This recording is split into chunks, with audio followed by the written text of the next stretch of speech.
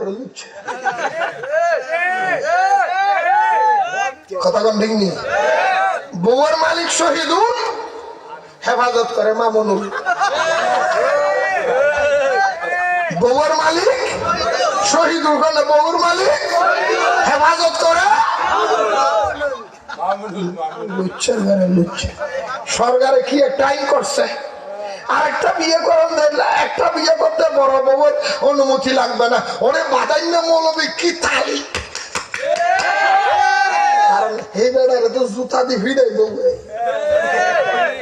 এর লেগে আরেকটা বিয়ে করলে ভালো লেগেছে গা এই যে বাদাইন্য মৌলবী একটা আছে আমরা নোয়া খাইলে কাছের নোয়া খাইলে কি আফসারি জানি কি থেকে হয় হ্যাঁ কি যে কি ওর মতো একটা নির্লজ্জ বেহায়া এই নির্লজ্জ বেহায়ার কাছে একজন প্রশ্ন করে কয় হুজুর সরকারে যে কইছে একটা পুরুষ দ্বিতীয় বিয়ে করতে বড় বউর থেকে অনুমতি লাগবে না তো আমি যে আমার বড় বউ যেটা আছে এর লগে আমি কোরআন ধরে শপথ করে কইছি আমি জীবনে আর দ্বিতীয় বিয়ে করতাম না কিটা করতাম এত না কোরআন ধরে কোনো শপথ টপথ নাই কোরআনের শপথ বাদ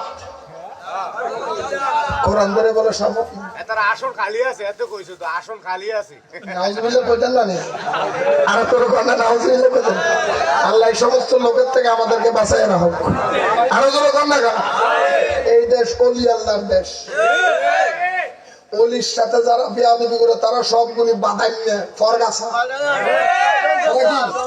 এই জমিনের মালিক আল্লাহর ওলি না এই জমিনের মালিক কারা এই যে দেখেন সূরা আম্বিয়া 100 সূরা আম্বিয়ার মধ্যে আল্লাহ বলেছেন 17 নম্বর পারা সূরা আম্বিয়া আল্লাহ বলেন বিসমিল্লাহির রহমানির রহিম ولقد كتبنا في الزبور من باب الذكر ان الارض يرثها عبادي الصالحون জোরে বলেন সুবহানাল্লাহ আল্লাহর ওলিরা জমিনের মালিক আল্লাহ কোরআনে বলেছেন জোরে বলেন সুবহানাল্লাহ আসল সবাই দাঁড়াইয়া তাদের থেকে আল্লাহ আমাদের হেফাজত করুন আসল সবাই দাঁড়াইয়া নবীর সালাম দিয়ে ইয়া নবী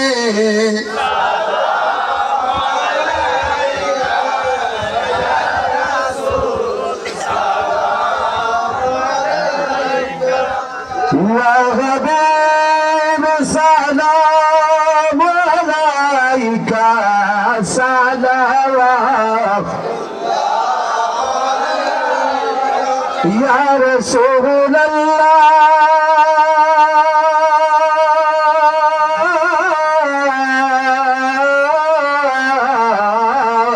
الله سيدي ويا حبيب الله নবী গো আপনি যে আল্লাহর নূরেতে পয়দা সেই নূরে তামাম জাহান পয়দা আপনি যে কাবা রকাবা আশগদর গলার মালা ইয়া নবী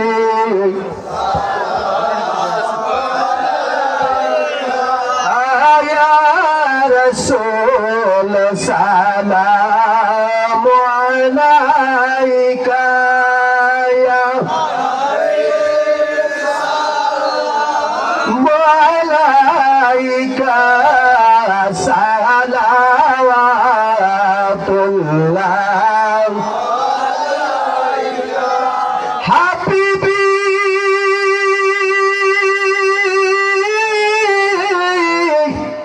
ইয়া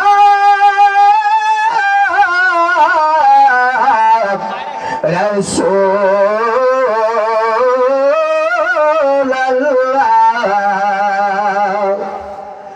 নবী গো ওয়া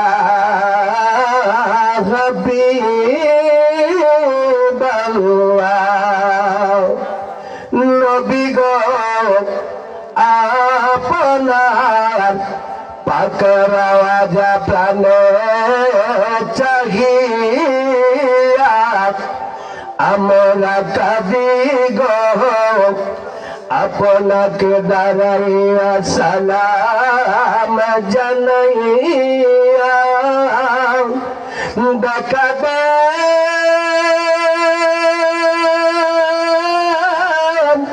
পর্দা উঠায়া আমরা দেখিব নয়ন ভরিয়া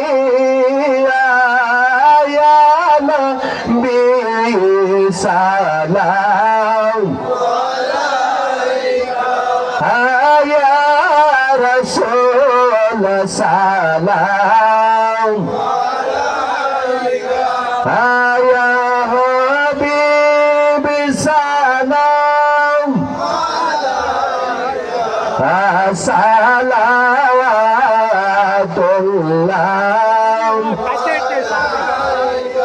গাউসুল আযম ইমাম মুতকাওয়াল্কা জলওয়া শানে কুদরত पे लाखों सलाम मुस्तफा जाने रहमत पे शम्ह बज में गदायत पे दानवदी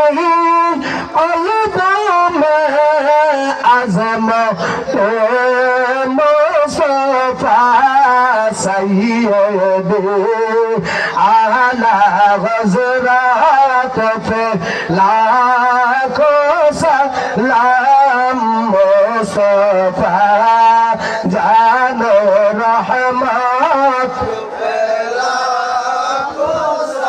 लाम शम्ह बज में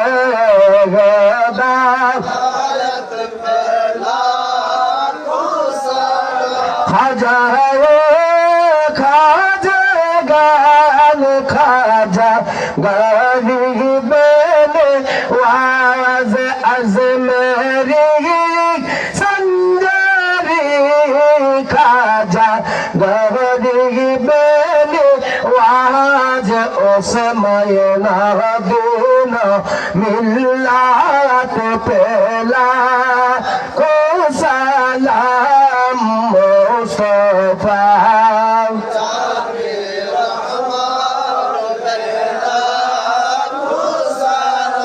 सैयदी मुर्शिदी हजरत राजापुरी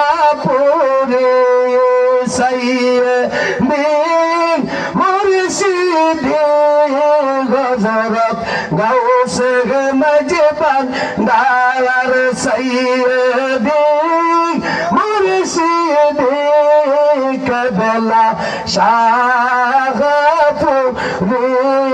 सैयदी मुर्शिदी कबला जालाली शाह सैयदी मुर्शिदी कबला रेज़बी शाह शागल शाह बेलायत पे लाखों सलाम मुस्तफा पे लाखों सलाम शम्ह बज में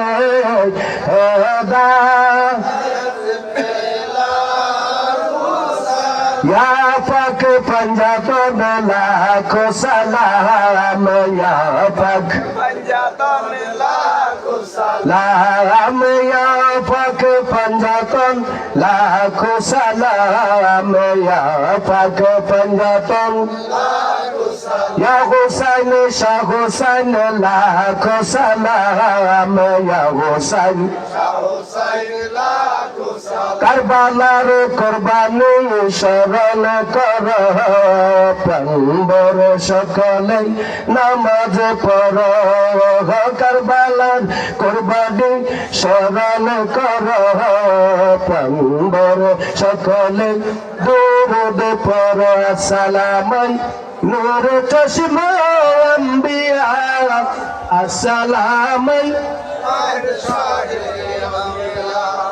আসসালামাই নূর চশমা আম্বিয়া আসসালামাই শাগন শাগে আউলিয়া। সবাই বলেন মারহাবা। আর একটু জোরে বলেন। আসলে ভাই বড় অন্তর দুঃখ হয়েছে। আমি যদি এরকম পরিস্থিতি জানতাম আমি দাওয়াতও নিতাম না। আমি একমাত্র এখানে দাওয়াতটা নিয়েছি আমার বাসির ভাই দীর্ঘ ৮-১০ বছর হবে আগে আমাদের আনোয়ারার মধ্যে একটা মাহফিলে গিয়েছি, সেই সুবাদে আমি দাওয়াতটা নিয়েছি। আপনাদের দোয়ার বরকতে আল্লাহর রহমতে আমাদের দাওয়াতের অভাব নাই। দেশে বিদেশে এই আগামী মাসে 16 তারিখ ফেব্রুয়ারির 16 তারিখ আপনাদের দোয়া চলে যাব দেশের বাহিরে দুবাই। ওখান থেকে 15 রমজান আবার চলে যাব লন্ডনে। আলহামদুলিল্লাহ বলবেন না? তারপরেও আমি কষ্ট করে এসেছি। এমন পরিস্থিতি হবে, আসলে ব্যাপারটা হলো আমরা যেখানে যাই সেখানের মধ্যে কিছু মৌলানারা নামদারি ব্যক্তিরা নাম ফাটাইয়া দেয়, নুরে বাংলা আসতেছে উনি গালিগালাজ করবে, আসলে কোনো ওয়াজ করবে না। এরকম কথা বলার লোক নাই।